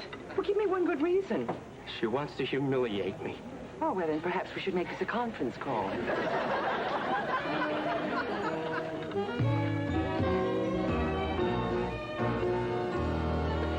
Hey, look, everybody, look. My picture's in the paper. Oh! That's why I'm late. I had to buy out 3 newsstands. Look at that. Senator Tanel dances with campaign worker. Well, look at you. Don't tell me you stuffed yourself into that dress just to stuff envelopes. There were 10 of us, Amy. Oh, and after work, the senator took us all out for chicken and waffles. Oh. So then you dumped the others and went dancing. No, we all went. There was a jukebox. Oh, it was so much fun. We danced. Yeah, well, you missed a great Oompa band. And check this out. Tomorrow we're taking the boat out to Catalina to ring doorbells, and after that, we're having a picnic. Including the senator? Definitely. I mean, Greg is very democratic, even for a Democrat. Ooh, so now it's Greg. Everybody calls him Greg. It's not like he's a politician. It's like he's a real person. Hey, I got a problem. Sonny. I don't know what to do. I got home last night. The phone was ringing. I knew it was Elaine. I didn't answer it. Phone rang all night long. Then when I got here, there were these messages, all from her. You know what I think? Did you see Fatal Attraction? I think she's crazy. That's why she went out with me. So what's the problem? I think now she wants to kill me. My idea of the perfect crime. Well, Sonny, this just came for you. A telegram. I wonder who it's from. Dear, we hope. Oh, no, they're not sending out draft notices anymore, are they? Oh, my God. Call me tonight, or else. Elaine doesn't sound like your mother, Sonny. She sounds like my mother.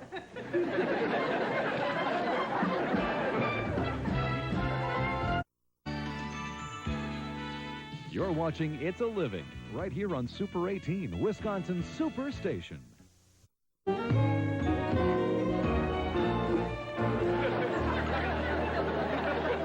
Excuse me, can we help you? Has Elaine been here? Sonny, why are you wearing this stupid outfit? Not taking any chances. I didn't go home last night. Slept in my car. Wore this so she wouldn't spot me in the lobby. Sonny, you're being ridiculous. Hey, better safe than sorry. Out of towners.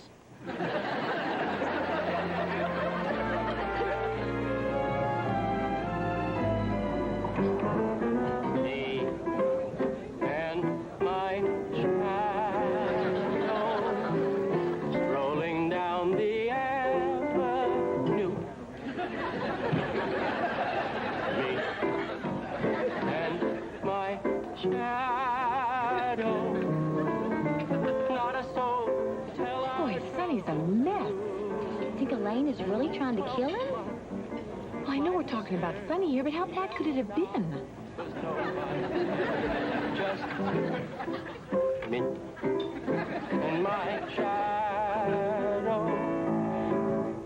Oh, well, I'm feeling blue. Thank you. Have you ever felt you were being shadowed? Have you ever felt like someone was dogging your footsteps? Lurking in every doorway, crouched behind every tree, waiting to strike.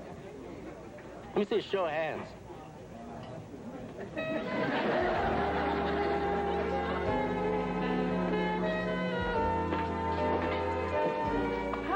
did you see Ginger's picture in the paper? Yeah, I saw it a couple of days ago. Oh, no. New picture, new pose.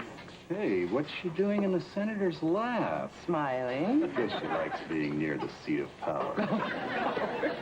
You funster extraordinaire. Hey, did y'all see my picture in the paper again? Yes, we were just looking at it. Well, that's quite a provocative pose. How did you end up on the senator's lap? Well, the sea was rough. I tripped and he caught me. Yeah, luckily there was someone there with a camera. Then she looked cute in her sailor suit. Ship shape, fore and aft. Oh, go dice a truffle. Oh, Dot, Ginger's picture's in the paper. So what? Hey, what's wrong with Dot? Just tell me what I did. You didn't do anything, Jan. Not by modern standards. Of course, in the Old West, they used to hang people for maid stealing. All I did was ask Blanche if she had a full day free. She said she could work Wednesdays. Wednesday was my day. I didn't know that. Said the monkey to the chimp. Look, I don't want to end a good friendship over something as stupid as a maid. I'll let Blanche go. Come to think of it, Jan, you foolish girl. If you let Blanche go, that would end a good friendship. Oh, I'm sorry I'm not sophisticated enough to find humor in that. Guess I'm too young to have watched that many episodes of Hazel.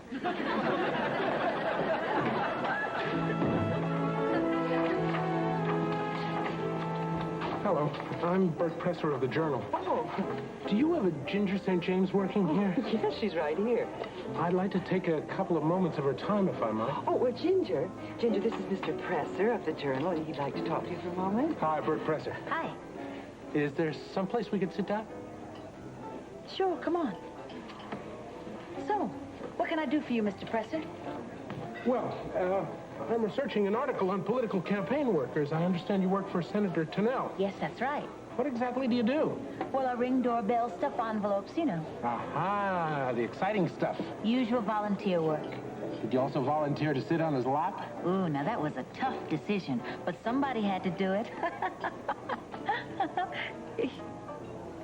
I guess you guys just laugh at Doonesbury, huh? Let's get right to the point. We know that Senator Tennell has been seeing another woman. You are aware that the senator's married, aren't you? Yes. Well, I was following up on the story and trying to find out who that woman might be, and a couple of days ago, a picture appeared of you dancing with the senator. And then just this morning, there was another picture of you frolicking with him on a pleasure boat. Now, wait just a minute. Are you insinuating that Greg and I that Senator Tennell and I are having an affair? The lap fits.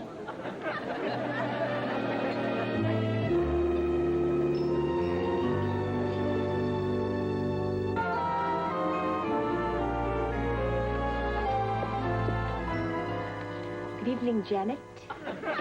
Dorothy. Sorry if I'm a tad late. I had to dig my way through a mountain of garbage in my living room to get to my front door. Dot. Oh, no problem. I needed the exercise. Maybe you'll take my station while I'm getting ready. Sure. And take my busboy while you're at it. And my tips. I didn't take your maid. She left. Voluntarily, I might add. I suppose you didn't offer any inducements? I asked her to go back to splitting her day with you, but she said she didn't want to. Did she give a reason? She said you were a slob. It really doesn't matter, Jan, because I've got myself another maid. Then what's the problem? She stinks.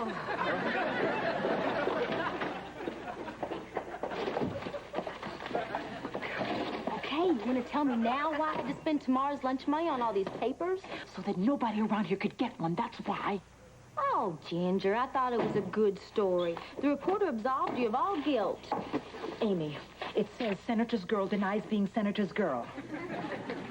Ooh, that's real tricky, isn't it? Man, what kind of world is it where people don't trust each other? I mean, if you said you didn't do anything, it should be left at that. Over. Finished. Okay, you want to tell me what really happened on Catalina? But you know what really burns me? Is all this background information. I mean, who could have told him about every date that I have had in the past 18 months? I mean, when it's read out of context, it makes me sound like a loose woman. Well, don't look at me. I certainly didn't say a thing. I didn't have a thing to do with any of this. All right, he tricked me bad. Et tu, Amy? Well, he said he was the gardener. In a suit and tie? Well, he was carrying a rake. Anybody could have fallen for that. Oh, I'm surprised you're not sole owner of the Brooklyn Bridge. Well, he was very convincing. He even told me I needed to repot my Easter cactus. He should have told you to mulch your brain. Well, he didn't.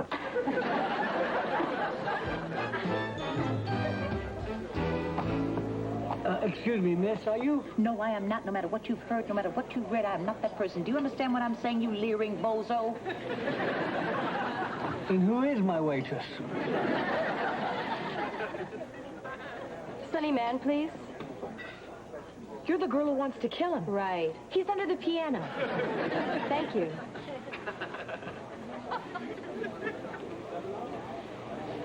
I know you're under there, you lowly sack of worms. Oh, late. I didn't see you come in. Get up here. All right. I'm warning you. We're in a public place. No funny business, okay? The last funny thing I did was making it with you. Hey, I live to entertain. Not from what I've seen. Now, where's my coat? You what? I left my coat at your place. I want it back. You don't think I've been calling you for an encore, do you? You wouldn't be the first. Okay, maybe you would. Where's the coat? Had it laminated, and I put it in my Conquest scrapbook. Don't play with me. All right, all right. Well, when you left, I threw it out. To tell you the truth, I didn't want any memories of that night. What's to remember? All right, will you stop, please? What do you want from me? $100 for my coat. All right, you got it. It's my lucky 100, too. I've been carrying it ever since my brother told me how he met his wife. Goodbye, Sonny. Maybe we'll do it again sometime. Well? It wasn't so bad. Got a little abuse, cost me $100. Turned out to be a better than average date.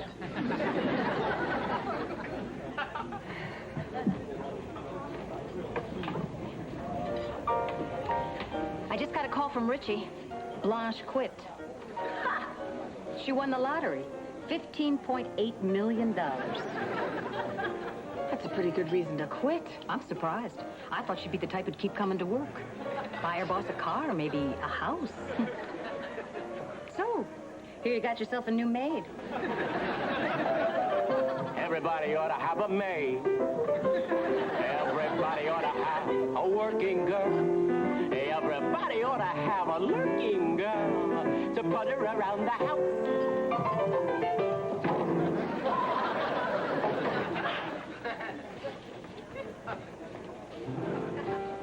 Ginger, Senator Tennell. Oh, go away, and I mean that the nicest possible way. is there someplace we can talk privately? Absolutely not. This is as private as I would like it to get, with 50 people slurping soup as witnesses. Well, let's sit somewhere then. Oh, no. I want as little lap showing as possible. Look, I'm sorry about all this trouble. Nowadays, it seems that the only celebrity who can have a girl sit in his lap and not get any flack for it is Santa Claus. What do the people want? A saint or a man with good ideas? My guess is that the people haven't got a clue. Ginger, I'm pulling out of the race. Why? Because of a bunch of unfounded rumors? The rumors were almost accurate. They just had the wrong woman. My marriage has been going bad for some time. I've been seeing someone else. I've been trying to keep it under wraps until after the election. Now, I'll have to tell the press. I'm sorry. So am I. And I'm sorry you had to get involved. Well, as long as you take pains to get me uninvolved, I'll be all right. So what are you going to do now? I don't know. I don't know what I can do after something like this. You could run for president, like Gary Hart. Bye, Ginger. Bye, Senator.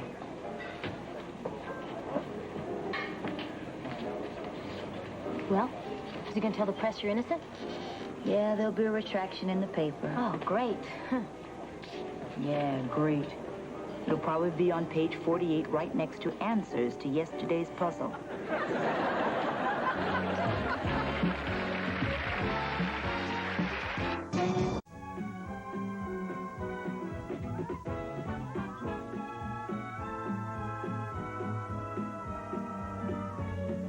Stay tuned for Carol Burnett, right here on Super 18, Wisconsin's Superstation.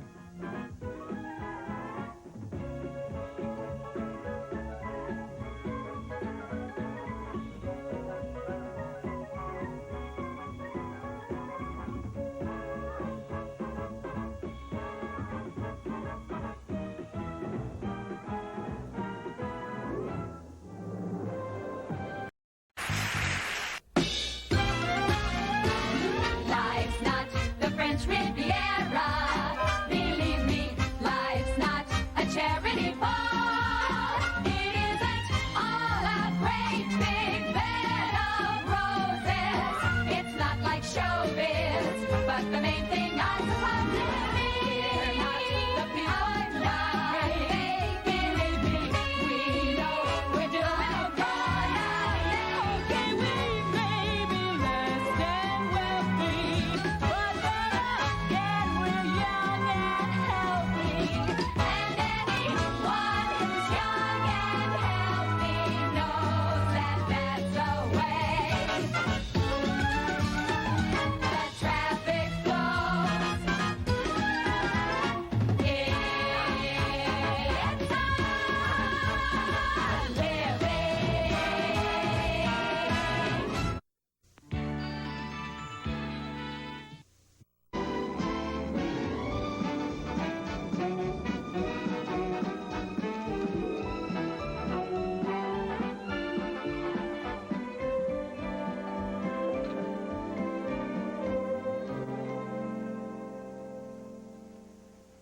It's Boy, that's an old picture. They look so happy there. It's hard to believe the rumors that they're splitting up. You know, when those two got married, I thought they would stay married forever. They seem so stable. I mean, I thought they'd settle down, have a couple of kids, become the Ozzie and Harriet of the new generation. Gosh, what went wrong? Maybe Madonna isn't a very good housekeeper.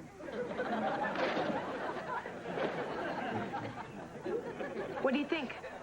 Oh, Dot, you look really cheap. Really?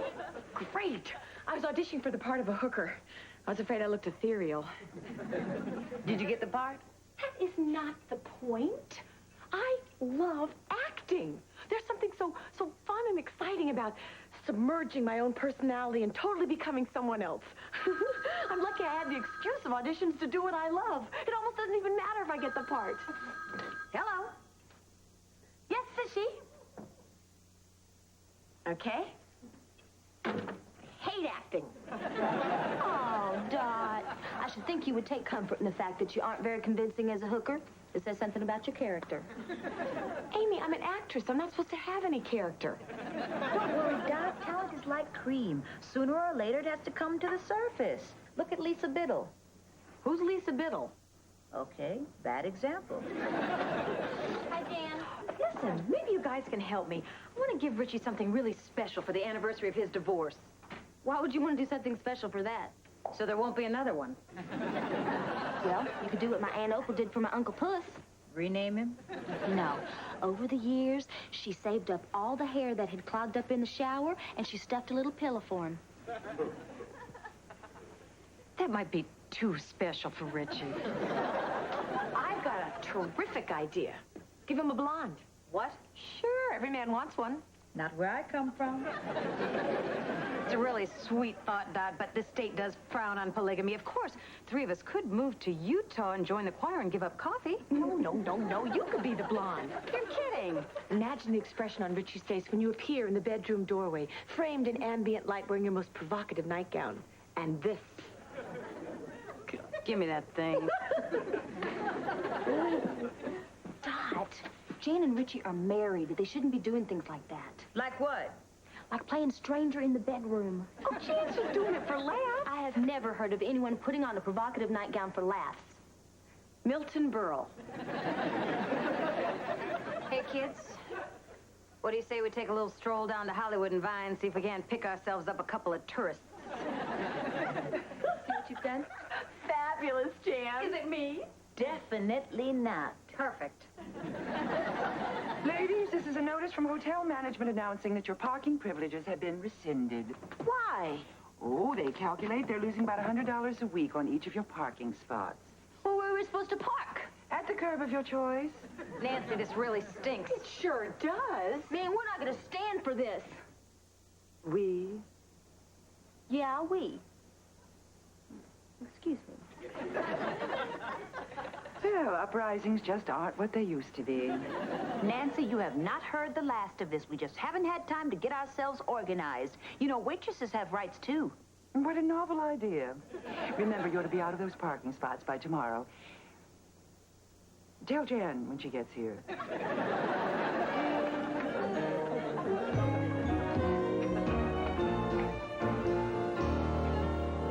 Was it good? everything was delicious as usual. Ah. Thank you, Amy, dear. Oh, thank you, Miss Thompson. Bye-bye. Bye. Oh, shucks and scissors. What's the matter? Mrs. Thompson. She stiffed you again. Yeah, she left $2.50 for an $18 dinner. No problem. Call security. They'll nab her in the lobby and strip search her. How old is she? Old, Sonny. Yeah, maybe they'll just rough her up a little.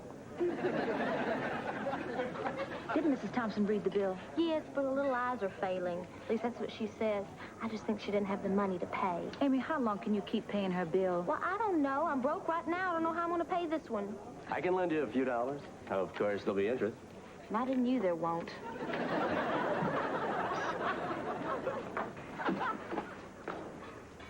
Hi, Howard.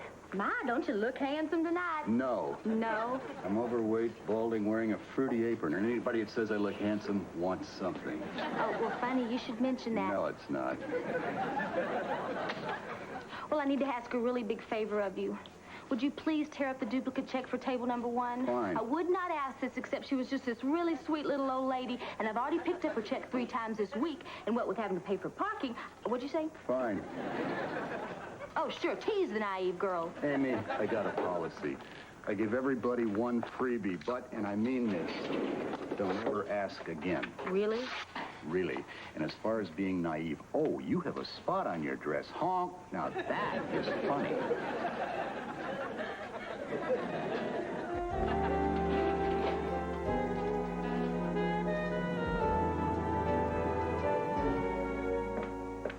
Hi. Hey. Hello. Hi. Thank you so very much. I cannot tell you what a success last night was. Oh, yes, you can. Oh, no, I can't. Not with Amy in the room. Oh, I tried to comb it out. It got a little mussed. Oh. How? If only that wig could talk. Yeah, it'd be like having our own little Muppet. Well, ladies, I have a surprise for you. I conveyed to management your distress over losing your parking spaces, and they decided to award you a consolation prize. Wait a minute. Let me get this straight. Instead of giving us back our parking spaces, they're giving us a used TV? Hey, the people in the smoke shop only got a radio. Y'all know what this is about, don't you? They're trying to keep the natives from getting restless. Well, I say it won't work. Darn right. I say we don't even turn this thing on. No way. I'm not watching. Solidarity. That's the ticket. I say we don't even look at this thing except maybe in an emergency. I think that it would be fine if we were to watch the news during an earthquake, a natural disaster, or something. Yeah, Couldn't hurt. That'd be fine. How about that new Donna Dixon Morgan Fairchild miniseries that starts tonight, Who's Killing the Male Models of France? Yep. What time does that start? I'll get it. Hello. Oh, hi, Richie. Yeah, me too. Huh? Again? No, I don't think she's that busy tonight. Yeah, I'll ask Dot. Bye. Hey, Dot. Can I borrow that wig again? Ba-ba-ba-boom. Well, it looks as though somebody got Richie's attention last night. Yeah. Too bad it wasn't me.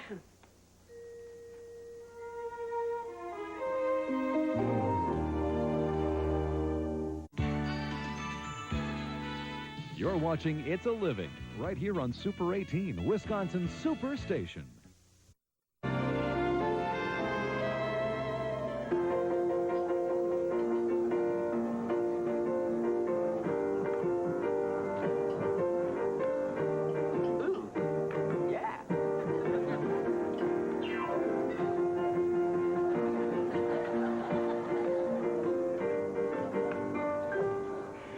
I guess you all recognize that as the theme to Cagney and Lacey. Big hit show that's won a lot of awards for originality and creativity. But frankly, I don't get it. I mean, they've got 2 girls. One's a dreamer, one's a realist. One has a New York accent, the other one's from America. Wake up, it's just another tired rip-off of Laverne and Shirley. Ginger, where's Dot? I don't know, Nancy. Maybe she's out putting money in her parking meter, which is miles away from here, and is now being chased by guys with gold teeth and tattoos on their hands. You know, it's not safe out there alone for a woman at night. Gee, I never thought of that. Well, when you go to feed your meter, perhaps you'll bring her back alive.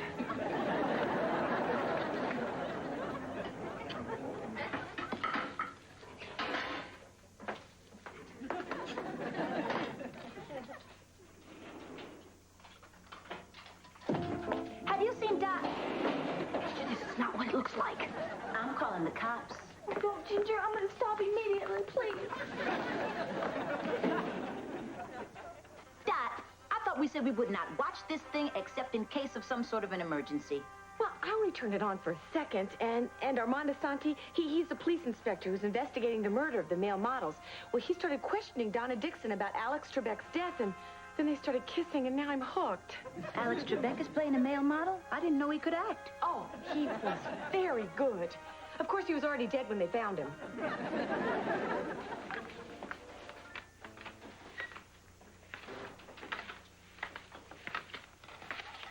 What are you doing? I was looking for a pencil. Oh, good. Let me guess.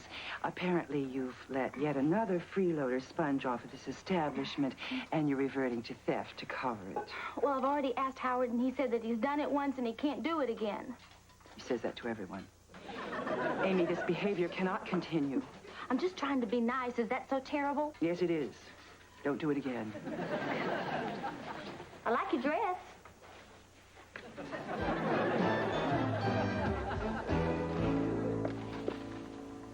I can't believe what I'm seeing. Tell me that you have not just been sitting in here watching the TV while I'm out there killing myself. Oh, excuse me. Perhaps I should just continue killing myself waiting on your customers. Table 5 needs more bread. Ladies, there are people in there who... Is that Alex Trebek in that coffin? Does he look natural? What's Ed Marinaro doing? He's waiting for the mysterious blonde to show up. Talk about life imitating this. Not much is going on at my house either until a mysterious blonde shows up. Yeah, but you're the blonde. You know that and I know that, but I'm beginning to wonder if Richie does. I know it sounds crazy, but I'm a little jealous of myself. We'll show him what it is you're going through and get him to be somebody exciting and different. Yeah, he'll get to see what you're going through, and you'll get to see what it's like being with, how about a British aristocrat? Ooh, or a real estate tycoon. Or that blonde guy on the Energizer commercials. I think he's fun. A construction worker. Yeah. I'll make him whistle, yell, yo, babe, and do that disgusting sucking noise that they do through their teeth. What's going on here? We're so tired from walking to our parking meters that we decided we needed to rest up by watching this TV you gave us. Get out on that floor right now. Tonight's segment is over in 5 minutes. Now. Okay, here we come. Okay, we're moving on out. Yeah, we're coming. Bye-bye. Jen, one thing. What is it? Why is Anson Williams dressed like the Mona Lisa? It's a disguise. See, they're in the Louvre.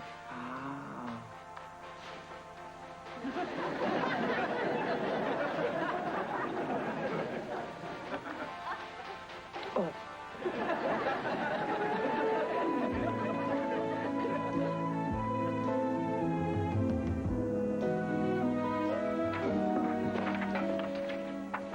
Here. What's this? It's a reward poster. Oh, is it a new way for you to get dates? No, when I went to my car after work, somebody had broken into it. Oh, you're kidding. No. They broke 3 of my windows and stole my AM radio. I wonder why they broke 3 of the windows. Probably because I left the other one rolled down. Hi. Hi. Hey, how'd it go last night? I knew I shouldn't have listened to you. Uh-oh. But you got mad when you asked him to dress up? He didn't mind at all. So what's the problem? He's not interested in me, and I'm not interested in him. The blonde's in love with a construction worker.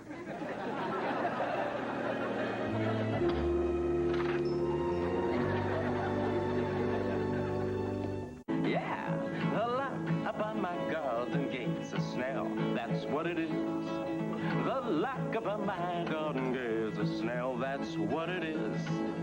First there was a mountain, then there is no mountain, and then there is first there is a mountain, then there is no mountain, and then there is. Yeah, of course that was written by Donovan, the psychedelic elf. Boy, what was he thinking when he wrote all of those songs in the 60s that made no sense? What were we thinking when we were listening to him? Hey, Ginger, got my radio back. Really, the police found it. No, whoever stole it returned it. attached to a brick that they chucked through my windshield. Now, that's vicious. Maybe this is somebody you know. Well, I considered that, but I didn't recognize the handwriting. What handwriting? They left a note. Gave me 2 days to replace the radio with a good one that had some resale value on the black market, or they were going to come back, slash my tires. What do you think I should do? Get out of town, don't come back, and don't write. Oh, man, I'm crushed. What happened? Right before the commercial, they found Adrian Zemed face down in a pot of bouillabaisse. Maybe that's a French way of making you sleep with the fishes.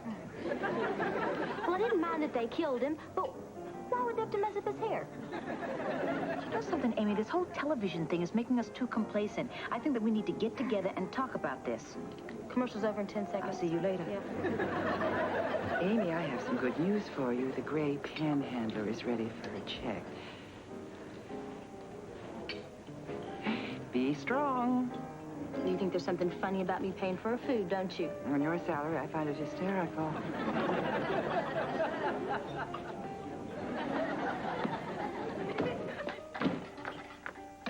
Howard? No, I know she's out there. The answer is no. Well, what am I going to do? Let me tell you a story, Amy. When I was in the 2nd grade, every day I came to school, a bully would take my lunch money.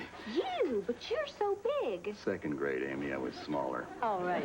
I realized that if I didn't put a stop to it, I was going to starve to death. So one day I came to school with a sock filled with crushed chalk. When he came for my money, I smacked him with the sock. He never bothered me again. I see. So you're saying that I should stand up for my rights and go out and talk to her? No, I'm saying smack her in the head with a sock. Worked for me. Thanks for the input, Howard. This whole thing has me confused. It's like Bob, Ted, Carol, and Alice with me and Richie playing all the roles. You don't ever play Bob or Ted, do you? Of course not. Well, then it still sounds good to me. I don't know. It's crowded. Well, maybe you'd feel more comfortable if you put your guests in a spare room. Sure. Maybe I could even serve them breakfast in bed, then throw on that wig and eat it myself. Talk about a life of Riley. I'm getting the feeling that you're not happy with this arrangement. You're right. I think our guests have overstayed their welcome. Well, what does Richie think? That I should get a brunette wig? He's kidding. I think. Next up. Oh, great. That's me. What's happening? Armand DeSanti has just vowed not to sleep until he puts Donna Dixon in jail. He thinks she did it? Not really. Personally, I just think he's mad because she's married to Dan Aykroyd. Ladies, I have an announcement to make. I complained to management about your recent inattention to your profession. As of tomorrow, the boob tube is out of here. Oh, you can't do that. Tomorrow's the earth-shattering finale. Well, the earth will just have to shatter without your watching, Dorothy. What about parking? Yeah, about the parking. We'll never mention it again. Just let us keep the TV. Shut up, Dot. We want the parking. Well, the point is moot anyway. TV's out, parking is in. Management just phoned. They've capitulated. Talk about a hollow victory. Well, talk about anything you like, but do your talking on the dining room floor. Now, out, everyone. Out. Howard, if I'm needed, I'll be in the lounge. There's something about a male model in his death throes that I find fascinating. Probably reminds you of home. Ooh.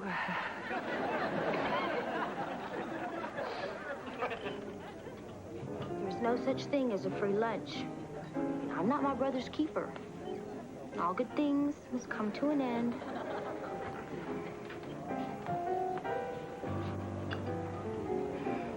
Pay your die, lady. Beg your pardon?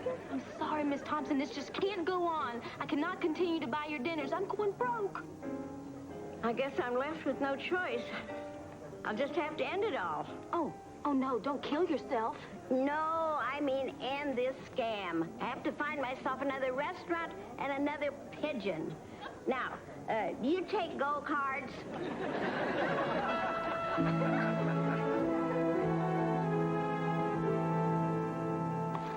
Hi.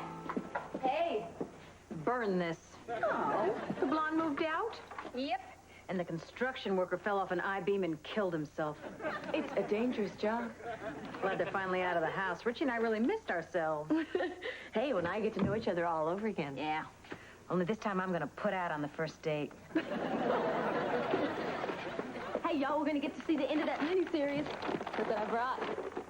Smart thinking, huh? Is it in color? Come on, Dot, you can't have everything.